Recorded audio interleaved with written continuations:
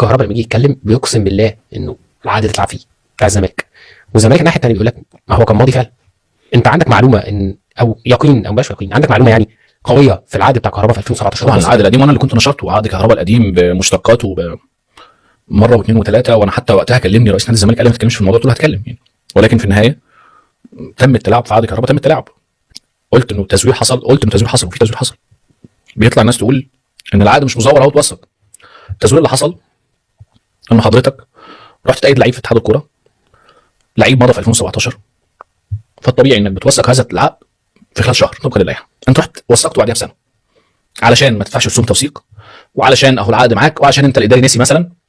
فلما راحوا اتحاد الكوره خلاهم دفعوا وصل في البنك وجابوا الايصال وقال لك الزمالك سدد الرسوم وتم قيد اللعيب. حضرتك انا بقول معلومه وعارف وهي يقين، انا في موضوع كهربا دي انا بعتبرها شهاده مش معلومه، لان انا حاضر الوقائع كلها.